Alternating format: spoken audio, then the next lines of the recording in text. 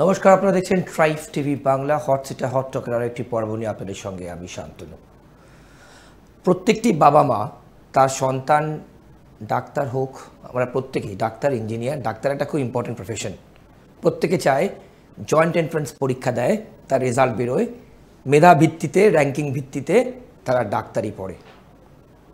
এবং সেই অভিভাবকদের, সেই বাবা মাদের আজকে দুর্ভাগ্য ভাবুন, রাজ্যে জয়েন্ট এন্ট্রান্স পরীক্ষার ফলাফলই বেরোচ্ছে না। তাহলে যারা এমবিবিএস কি মেডিকেল পড়বে, যে সমস্ত বাবা মা কিংবা ছাত্রছাত্রীদের স্বপ্ন পরীক্ষা দিয়েছে, তাদের উচ্চ মাধ্যমিক পরীক্ষা রেজাল্ট বেরোনোর পর মাসের পর মাস চলে যাচ্ছে, ভর্তি আর হচ্ছে না। কেন হচ্ছে না? এর পেছনে কি ষড়যন্ত্র? রেজাল্ট কেন বেরোচ্ছে না? এই প্রশ্ন কিন্তু এখন সব থেকে বড় কথা। তার উপর এসএসসি রিভিউ পিটিশন করেছিলেন, সেই প্ল্যান ABCDE, সেটাও খারিজ সুপ্রিম কোর্টে। তাহলে ধাক্কার পর ধাক্কা, একদম জোর ধাক্কা রাজ্য সরকারের কাছে। ভবিষ্যৎ কি? হট সিটে হট টকে প্রথমে এই দুটো পয়েন্ট রাখবো আজকে, এরপর আরও অনেক ইম্পর্টেন্ট পয়েন্ট থাকবে এবং সেটা নিয়ে আমরা ডিসকাস করবো। অর্কপ্রভ সরকার আমাদিকে বসে আছেন, যার বিশ্লেষণ আপনারা প্রতিটা পর্বে শোনেন। প্রতি মানুষ আমরা এই অনুষ্ঠানে যাদের পাই, আপনারা প্রত্যেকে কমেন্ট লেখেন, বিভিন্ন রকম জিনিসপত্র লেখেন, জানতে চান, প্রশ্ন করেন। আমরা চেষ্টা করব সেগুলোকে আজকে যতটা সম্ভব কভার করার। অর্কদা, আপনাকে স্বাগত আজকের পর্বে। জয়েন্ট এন্ট্রান্সের রেজাল্ট বেরোচ্ছে না এবং এসএসসির রিভিউ পিটিশন খারিজ। অর্কদা, কি ভবিষ্যৎ, কোন দিকে যাচ্ছে? রিভিউ পিটিশন তো খারিজ হওয়ার কথাই ছিল। ওখানে লোকের চোখে ধুলো দেবেন, যোগ্য চাকরিহারাদের টুপি পড়াবার জন্য রিভিউ পিটিশন দাখিল করেছে, এই ন্যারেটিভ দিচ্ছিল রাজ্য সরকার। স্বয়ং দিদিমণি নেতাজি ইন্ডোর স্টেডিয়ামে দাঁড়িয়ে বলেছিলেন, তিনি যতদিন আছে একজন যোগ্য চাকরিহারা চাকরি যাবে না। একদম। ওনার কাছে নাকি plan A, plan B, plan C, মানবিক সরকার। এমনই মানবিক সরকার যারা চৌর্যবৃত্তির সাম্রাজ্যটাকে এখানে প্রতিষ্ঠা করেছে। এবং সুপ্রিম কোর্ট, ওটা তো জানাই ছিল, অভিষেক মানু সিংভি তো আগেই সতর্ক করে দিয়েছিলেন মুখ্যমন্ত্রীকে যে রিভিউ পিটিশনের সুরাহা মেলা যায় না, খুব রেয়ার কেস। তাহলে 17 রকম দুর্নীতি করে এসএসসি এই নিয়োগ প্রক্রিয়াটা করেছে। ওয়েমার শিট রাখেনি, তার মিরর ইমেজ রাখেনি, এবং চেষ্টা করে গেছে দুর্নীতিটাকে ধামাচাপা দেওয়ার। সেটা এক্সপোজ হয়ে গেছে, নিয়োগ প্রক্রিয়া থেকে গন্ধ বেরোচ্ছে। তা কি করে সুপ্রিম কোর্ট সেই নিয়োগ প্রক্রিয়াটাকে বহাল রাখবে? সুপ্রিম কোর্ট এটাও বলেছে যে এর মধ্যে যোগ্য চাকরিহারা আছেন, কিন্তু সমগ্র পদ্ধতির একটা কি বলবো আর কি, কলঙ্কমুক্ত করতে এই বাতিল করা ছাড়া তাদের আর কোনো উপায় ছিল না। এর দায় রাজ্য সরকার, এসএসসি, শিক্ষা দপ্তরের। কেউ দায় এড়াতে পারে না, কোনো আইনজীবী এর জন্য দায়ী নয়। প্রাতিষ্ঠানিক দুর্নীতি হয়েছে, সেই দুর্নীতির প্রতিবাদ করে আইনজীবীরা সওয়াল করেছেন, আদালত তাদের যুক্তি মেনে রায় দিয়েছেন। কলকাতা হাইকোর্ট রায় দিয়েছিল, সুপ্রিম কোর্ট সেই রায়টাই সামান্য অদল বদল করে দিয়েছে। এবার যারা অযোগ্য চাকরি করেছেন তাদের বেতন ফেরত দিতে হবে। যারা সাদা খাতা দিয়ে চাকরি পেয়েছিলেন, ওয়েমার শিটের বাইরে থেকে যারা চাকরি পেয়েছিলেন, মানে মেধা তালিকার বাইরে থেকে, প্যানেল বহির্ভূত যারা চাকরি পেয়েছিলেন, প্রত্যেককে টাকা ফেরত দিতে হবে।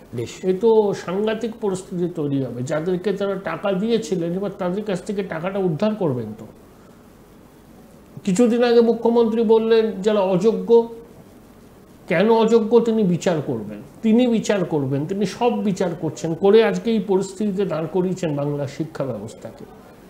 তাদেরকে কিভাবে বিভিন্ন দপ্তরে নিয়োগ দেওয়া যায় সেসব নিয়েও তিনি ভাববেন। আবার গ্রুপ সিকে মাসে 25,000, গ্রুপ ডিকে মাসে 20,000 টাকার ভাতা দেওয়ার কথা বলেছিলেন, সেটা আদালতে চ্যালেঞ্জ হয়েছে, বন্ধ আছে। ঘেঁটে ঘ করে দেয়া বলতে যা বোঝায় এরা সেটাই করেছে। কি ভবিষ্যৎ অর্কদা? এতগুলো 26,000 যোগ্য শিক্ষক শিক্ষিকা, ভবিষ্যৎ তো মারা যাচ্ছে মানুষ, ভবিষ্যৎ তো অন্ধকার। কারোর তো কোনো বিশ্বাস নেই এই এসএসসির প্রতি, এই মধ্যশিক্ষা পর্ষদের প্রতি। তাহলে আবার পরীক্ষা, ধরুন পরীক্ষা হলেও এরা যে একেবারে ঠিকঠাকভাবে নিয়ম মেনে করবে, আমি অন্তত বিশ্বাস করি না। হ্যাঁ, কারণ চৌর্যবৃত্তি এদের রন্ধে রন্ধে ঢুকে পড়েছে। ওই এসএসসির আধিকারিকদের মধ্যে তো সেই লোকগুলো আছে যারা আগের দুর্নীতিটা করেছিলেন। রাতারাতি তো তারা উদাও হয়ে যায়নি, তো রক্তবীজের মতো একজনকে তাড়ালে আর একজন আসে। চোর জোচ্চোরে ভরে গেছে সিস্টেমটা। আবার এই যে নতুন করে পরীক্ষা হওয়ার কথা বলছে, তাতে যে দুর্নীতি হবে না তার কোনো গ্যারান্টি আছে? কোনো গ্যারান্টি নেই। মানুষের কি বিশ্বাস আছে এসএসসির উপরে? এই প্রশ্নগুলো খুব সংগত। তাহলে 31 ডিসেম্বরের পর অর্কদা তখন কি হবে দেখা যাবে। এখন পরীক্ষাটা যোগ্য চাকরিহারারা কি করবেন, তারা পরীক্ষা দেবেন নাকি অন্য কিছু করবেন আমি জানি না। সিচুয়েশনটা খুব ভোলাটাইল। জয়েন্ট এন্ট্রান্সের রেজাল্ট বেরোচ্ছে না, তার কারণ ওবিসি সংরক্ষণ নিয়ে ব্যাপারটা ঝুলে আছে। তা আদালত তো বলেছে যে 2010-এর আগে যে অবস্থা ছিল সেই তালিকা ভিত্তিতে বার করা। অনর্থক জটিলতা তৈরি হচ্ছে। কবে ক্লাস শুরু হবে, কবে সময়ের পর সময় এখনো অবধি কোনো রকম সুরাহা নেই। একদমই। যারা জেই মেন্স দিয়ে অন্য জায়গায় চলে গেছেন, যারা বেসরকারি কলেজে পড়বেন তারা হয়তো ভর্তি হয়েছেন, যারা কর্ণাটক জয়েন্ট দিয়েছেন তারা কর্ণাটকের বিভিন্ন কলেজে চলে গেছেন। কিন্তু যারা পশ্চিমবঙ্গ জয়েন্টের উপর নির্ভরশীল ইঞ্জিনিয়ারিং পড়বেন বলে তারা তো অথই জলে। একদম ইঞ্জিনিয়ারিং এবং মেডিকেল, কারোর কোনো হেলদোল নেই। একদম কারোর কোনো হেলদোল নেই। এরা সমগ্র সিস্টেমটাকে এমন একটা জায়গায় নিয়ে এসছে যে পুরোটাই আদালতের নির্দেশের উপর নির্ভর করছে যে সরকার কিভাবে চলবে। অত্যন্ত দুর্ভাগ্যজনক পরিস্থিতি। বেশ, অর্কদা আপনি বলছেন ভোল বদল বঙ্গেশ্বরীর, নতুন খেলা কি শুরু? কি ভোল বদল করলেন অলাপাসারেন? না, ভোল বদল করছে ও নির্বাচন কমিশনের সঙ্গে সম্মুখ সমরে গিয়ে বুঝতে পেরেছে যে ভুল হচ্ছে। আচ্ছা, মানে এসআইআর নিয়ে ওই অফিসারদের সাসপেন্ড করা নিয়ে করবে কিনা আমি জানি না, ডেডলাইন এখনো পেরোয়নি, আর একটা দিন হাতে আছে। করতেও পারে, আবার বড় বড় আইনজীবীকে দাঁড় করিয়ে নির্বাচন কমিশনের সিদ্ধান্তকে চ্যালেঞ্জ করতে পারে।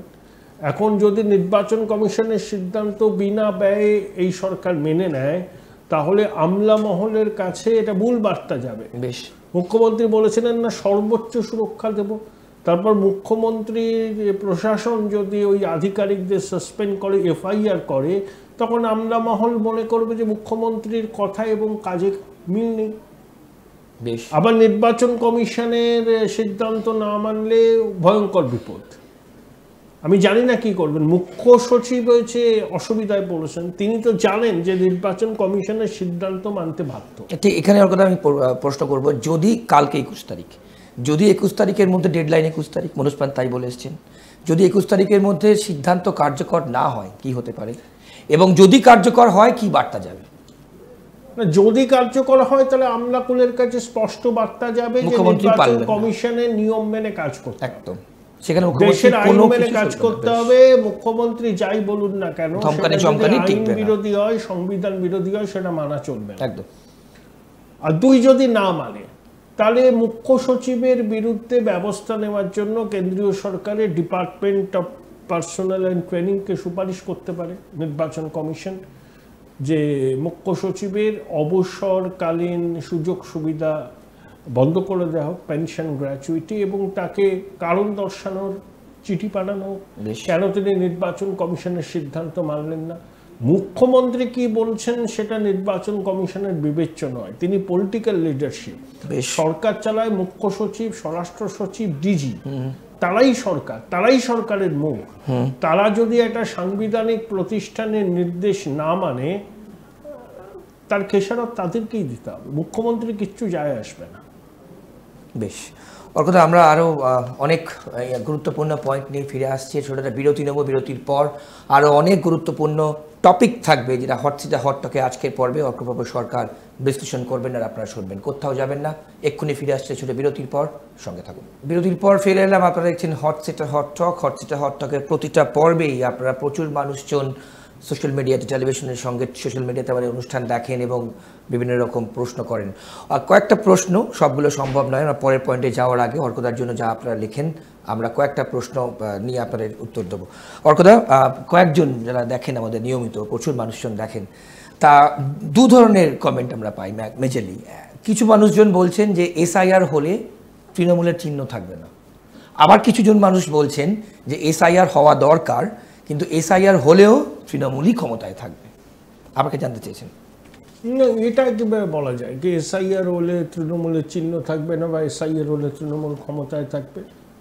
তৃণমূলের কাছে কঠিন চ্যালেঞ্জ, ক্ষমতায় না থাকা বা থাকা, এখনো ইলেকশনের হাওয়া ওঠেনি, বেশ অনেক সময় লাগবে, অনেক পারমুটেশন কম্বিনেশন, প্রার্থী তালিকা নির্বাচনের আগে কোন কোন বিষয়টা অগ্রাধিকার পায়, এমন বিষয় আসতে পারে যে তৃণমূল পক্ষে সরকার রক্ষা করা মুশকিল, আবার এমন কোনো বিষয় আসতে পারে যেটাকে তৃণমূল সামনে রেখে কঠিন লড়াইয়ে বাজিমাত করলো, এত আগে কিছু বলা যায় না। তবে এসআইআর হলে তৃণমূলের মুশকিল। গ্রহণযোগ্যতা কোনো জায়গায় তৃণমূলের কি কমেছে অর্কদা? অনেক মানুষজন জিজ্ঞেস করেছেন, অবশ্যই কমেছে, এবং মুখ্যমন্ত্রীর সততা নিয়ে প্রশ্ন উঠেছে, অনেকে কিন্তু বলছেন। দেখুন, মুখ্যমন্ত্রী ব্যক্তিগতভাবে দুর্নীতি পরায়ণ এটা কেউ বলেন না, বেশ, হ্যাঁ, কিন্তু দুর্নীতি চারপাশে ঘটে যাচ্ছে, তিনি যদি চোখ বন্ধ করে থাকেন, তিনি সাপোর্ট করেন, তাহলে তো এই ব্যাখ্যা হবেই যে তিনি দুর্নীতিকে মদত দিচ্ছেন। পার্থ চট্টোপাধ্যায় তার দলের মহাসচিব ছিল, শিল্পমন্ত্রী, শিক্ষামন্ত্রী, পরিষদীয় মন্ত্রী। পার্থ চট্টোপাধ্যায় এতদিন ধরে টাকা তুলছে এটা কেউ জানতো না। মানিক ভট্টাচার্যকে 10 বছর প্রাথমিক শিক্ষা পর্ষদের চেয়ারম্যান করে রাখা হলো কেন? এই প্রশ্নগুলো তো আসবে। মুখ্যমন্ত্রী, স্বরাষ্ট্রমন্ত্রী, পুলিশ মন্ত্রী, গোয়েন্দা দপ্তর তার আছে। আচ্ছা, গোয়েন্দা দপ্তর জানতো না এইভাবে চাকরিগুলোকে নিলাম করা হচ্ছে? যদি তারা না জানে তারা অপদার্থ, আর যদি জেনেও কোনো পদক্ষেপ না নেয় তখন বুঝতে হবে যে তারা বাধ্য হয়েছে পদক্ষেপ না নিতে। তা স্বরাষ্ট্রমন্ত্রীকে মুখ্যমন্ত্রী, তাহলে উনি দায় এড়াতে পারেন? এগুলো তো ছোট ভুল নয়, এগুলো সংগঠিত অপরাধ। সংগঠিত অপরাধ একজনের পক্ষে সম্ভব নয়, একটা সিস্টেমেই অপরাধ চক্রের সঙ্গে যুক্ত, দালাল থেকে শুরু করে মন্ত্রী পর্যন্ত এবং আমলারা। এই যে উনি চোখ কান বুঝেছিলেন, ছোট ভুল, কাজ করতে গেলে ভুল হয়, এইসব লেম এক্সকিউজ। ওনার হম্বি তম্বি সব, ওগুলো হচ্ছে শূন্য কুম্ভের জঙ্কা। যখন ব্যবস্থা নেওয়ার প্রয়োজন হয় তখন উনি ব্যবস্থা নিতে পারেন না। তৃণমূলের এক মুখপাত্র বলেছিলেন না যে 21 সালের আগেই যে টাকা নিয়ে চাকরি দেওয়া হচ্ছে সেটা সরকার জানতো, তখন ব্যবস্থা নেয়নি কেন? পার্থ চট্টোপাধ্যায়কে শিক্ষামন্ত্রী থেকে সরিয়ে অন্য মন্ত্রী করা হলো, কেন তার বিরুদ্ধে ব্যবস্থা নেওয়া হয়নি? স্বতঃপ্রণোদিত পুলিশ কেন এফআইআর করেনি, তাকে ডাকেনি? এসব লোকের চোখে ধুলো দেওয়া। দুর্নীতির বিরুদ্ধে ব্যবস্থা নেওয়ার মানসিকতা এই সরকারের নেই। এরা সর্বস্তরে দুর্নীতিকে এমন পর্যায়ে নিয়ে গেছে যে দুর্নীতির একটা প্রাতিষ্ঠানিকীকরণ হয়েছে। বেশ, অর্কদা, আপনার কথা এবং বেশ কিছু মানুষজন জানতে চেয়েছেন, তাহলে কি বিদায় ঘন্টা বাজলো তৃণমূলের?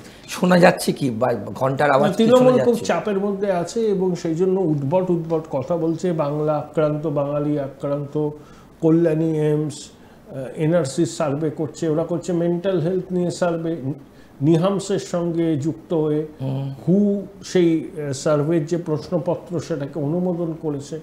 এগুলো হচ্ছে আতঙ্কিত হওয়ার সব পূর্ব লক্ষণ। বেশ, বাংলা ভাষার উপরে কোনো সন্ত্রাস হয়নি, বাঙালিও কোথাও আক্রান্ত হয়নি। পরিযায়ী শ্রমিক তিনি যদি বাংলাদেশ হয় তাকে ডিপোর্ট করতে হবে, বাংলাদেশিদের স্থান নেই। ভারতীয় তিনি যে ধর্মেরই হোক না কেন, যেখানে খুশি কাজ করতে পারেন, যেখানে খুশি থাকতে পারেন। বাংলাদেশের মানুষ বাংলায় কথা বলে, তারা অনুপ্রবেশ করে ঢুকে এখান থেকে কাগজপত্র পেয়ে গিয়ে ভারতের এই জনসমুদ্রে মিশে যাচ্ছে, তাদেরকে তো চিহ্নিত করতে হবে। ভারত তো ধর্মশালা নয়, শুধুমাত্র বাংলায় কথা বলাটাই তো কোনো কারণ হতে পারে না যে তাদের বিরুদ্ধে ব্যবস্থা নেওয়া যাবে না। বাংলাদেশের 18 কোটি মানুষ বাংলায় কথা বলে, পশ্চিমবঙ্গের মানুষ কথা বলে, আসামের বড় অংশের মানুষ বলে, ত্রিপুরার বলে, মেঘালয় বলে, তারা ভারতীয়। কিন্তু বাংলাদেশিরা বাংলায় কথা বলে বলে তাদেরকে যখন চিহ্নিত করে ডিপোর্ট করার চেষ্টা হচ্ছে, তখন এই সরকার বলছে বাংলা ভাষার উপর আক্রমণ হচ্ছে বা ভাষা সন্ত্রাস হচ্ছে। বেশ, এইসব ন্যারেটিভ খাচ্ছে না। এইমস এনআরসির জন্য গুপ্তচর বৃত্তি করছে, এসব উদ্ভট কথা যখন কেউ বলেন দুপাশে দুটো জাতীয় পতাকার মাঝখানে বসে নবান্নে, তখন বুঝতে হয় যে পায়ের তলার মাটিটা সরে গেছে। খড়কুটোর মতো কিছু আঁকড়ে ধরতে চাইছেন। এবং এই যে শিক্ষক নিয়োগে দুর্নীতি, চাকরি বাতিল, প্রাথমিকের ভবিষ্যৎ কী হবে কেউ জানে না।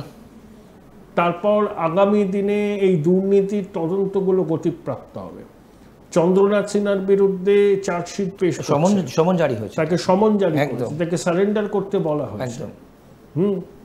যদি এবার খোকাবাবুকেও ডাকাডাকি শুরু করে, খোকাবাবু কিন্তু বাইরে ঘুরছেন, দয়াতে ঘুরছেন, হুঙ্কার দিচ্ছেন তো।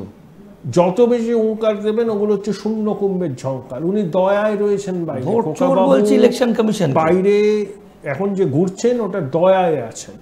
যতদিন তার প্রতি দয়া পরবশ থাকবে ততদিন তিনি ঘুরবেন, শূন্য কুম্ভের ঝঙ্কার করবেন। কিন্তু যখন এই দয়া টয়া আর দেখানো হবে না, তখন ওনাকে বাস্তবটাকে ফেস করতে হবে। একটা কোম্পানির সিইও যদি গ্রেপ্তার হয় আর সিইও বা তিনি বহাল তবিয়তে ঘুরে বেড়াচ্ছেন, এটা তো হতে পারে না। এখন অনেক কিছু আমরা দেখব কিছুদিনের মধ্যেই, মানে যত ইলেকশন এগোবে অবশ্যই। বেশ কয়েকটা পয়েন্ট নিলাম। এবার কথা পরের, আমরা শেষের দিকে প্রায় পরের টপিকে যাবো। কথা আপনি বলছেন চল বাড়ি যাই দিদি ডাকছে, খুব ইন্টারেস্টিং। চল বাড়ি যাই শ্রমিকদের বলছেন উনি 5,000 টাকা করে দেবেন, শ্রমশ্রী। আর একটা শ্রী হয়ে গেল। কোনো পরিযায়ী শ্রমিক আসবে? তাহলে ওখানে অনেক টাকা রোজগার করে, এখানে তো কাজের সুযোগ নেই। কে আর অলস হিসাবে থাকতে চায়? উনি ভোটগুলোকে কুড়োতে চাইছেন, ভোট কুড়োনো ছাড়া তো ওনার কোনো কাজ নেই। কেন পরিযায়ী শ্রমিক এত বাইরে যাচ্ছে? কাজের সুযোগ নেই, একদমই তাই, মজুরি কম, সেই জন্যই যাচ্ছে। হ্যাঁ, উনি তাদেরকে ডাক দিচ্ছেন, বার্তা দিচ্ছেন। আসলে এগুলো তার ভোট ব্যাংক, এই ভোট ব্যাংককে বার্তা দেওয়ার জন্য দেখো আমি আছি। কিন্তু পরিযায়ী শ্রমিকরা অনেক জায়গায় বলছেন তারা যাবেন না। এই সমস্ত কাজ হবে ওর দাদু, কয়েকজন নাম লেখাবেন সামান্য, আবার অনেকে সুযোগ খুঁজছেন আবার বাইরে চলে যাওয়ার। তাহলে এই টাকা কোত্থেকে আসছে ওর কোথায়? ডিএর টাকা আসছে না, এই টাকা উনি আবার লোন টোন নেবেন। উনি তো ঋণ করতে ভালোবাসেন না। রাজ্যটাকে ডকে তুলে দেওয়ার ক্ষেত্রে ঋণ যে কত বড় ভূমিকা নেয় সেটা যে কোনো সাধারণ মানুষ জানে। 6 লক্ষ কোটি টাকা তো পেরিয়ে গেছে ঋণের বোঝা, আরও বাড়বে। ওনার কিছু যায় না, উনি ভোটটা করবার জন্য যা করার তাই করবে। আর্থিক শৃঙ্খলা টিঙ্খলা ওনার অভিধানে নেই। উনি শুধু ওই ডোল পলিটিক্স করে, টুপি টাপা দিয়ে মানুষকে বিভ্রান্ত করে যে কোনো মূল্যে ভোটটা জিততে চান, এছাড়া আর ওনার কোনো উদ্দেশ্য নেই। বেশ, আমি শেষ টপিকে যাবার কথা। সিদ্ধান্ত নেওয়া হয়ে গেছে, এসআইআর তো হবেই, সিদ্ধান্ত তো হয়ে গেছে। মানে আপনি বলছেন নির্বাচন কমিশনের সিদ্ধান্ত নেওয়া হয়ে গেছে, তারিখটা আমার ধারণা ভাইফোঁটা টাইফোঁটার পরে হবে। এসআইআর হবে, সারা দেশে হবে। এসআইআর ছাড়া ভোট হবে না।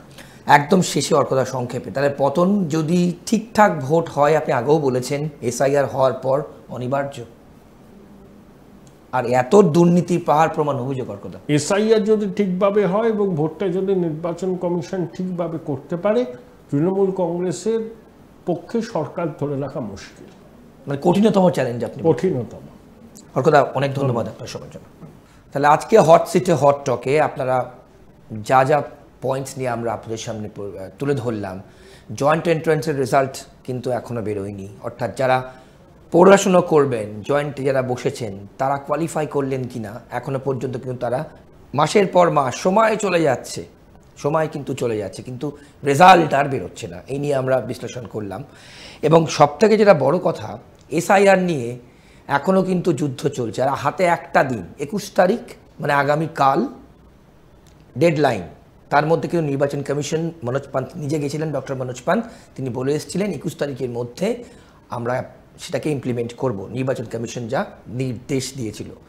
যদি না করে, মানে হাতে একদিনের মধ্যে যদি না করে, কোন দিকে যায় নির্বাচন কমিশন, নেক্সট কী স্টেপ নেবে, সেদিকে কিন্তু আমাদের তীক্ষ্ণ নজর থাকবে। আর সবথেকে বড় কথা, যা আজকের বিশ্লেষণ থেকে উঠে এলো, এই যে SSC review petition, supreme court dismiss করে দিয়েছে, যার ফলে ভবিষ্যৎ অনিশ্চিত। সেই নেতাজি ইন্ডোর স্টেডিয়ামের প্ল্যান ABCDE কতগুলো প্ল্যান ছিল না, তার মধ্যে কোন প্ল্যানটার মধ্যে এই রিভিউ পিটিশন খারিজ হলো আপনারাই হয়তো ভালো বলতে পারবেন, কারণ মানুষই কিন্তু ডেমোক্রেসির, গণতন্ত্রের শেষ কথা বলে।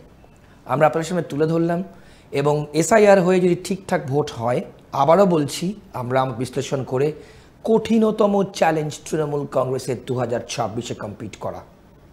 আমরা আরও পর্ব আনবো, আরও বিশ্লেষণ আনবো, দেখবেন আপনারা, আপনাদের সুচিন্তিত মতামত জানাবেন, আমরা অন্যান্য পর্বে সেগুলো নিয়ে ডিসকাস করব। আজকের পর্বে এ পর্যন্তই। অন্যান্য সব খবরের জন্য আপনাদের চোখ থাকুক ট্রাইবস টিভি বাংলার পর্দায়। নমস্কার, ভালো থাকবেন।